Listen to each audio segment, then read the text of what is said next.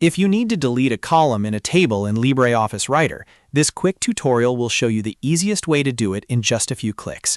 Whether you're cleaning up a document, removing extra data, or fixing the layout of a table, this method works fast and keeps things simple.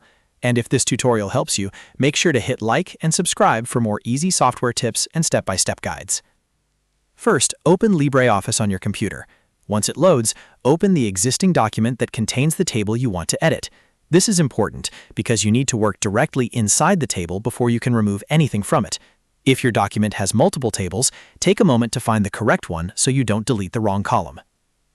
Now click anywhere inside the column that you want to delete. You do not need to highlight the entire column manually in most cases. Just placing your cursor inside that column tells LibreOffice which part of the table you want to work with. If the table is wide or has many columns, double-check that your cursor is actually inside the correct one before moving on. Next, look at the top menu bar and click Table.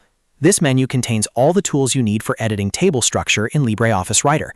After clicking Table, move down to Delete. When the submenu appears, click Columns. This is the option that removes the selected column from the table. As soon as you click Columns, LibreOffice will delete that column and the table will automatically adjust to fill the space. The selected column will be removed from the table and the remaining columns will shift as needed. If you are using that column for extra notes, data, or spacing, you may want to quickly review the table afterward to make sure everything still looks right. If your table contains important information, it's always a good idea to save a copy of the document before making changes. That way, if you delete the wrong column by mistake, you can recover it easily without starting over. You can also use Undo right away if you notice an error immediately after deleting the column. So just to recap, open LibreOffice, open your document, click inside the column you want to remove, go to Table, choose Delete, and then click Columns.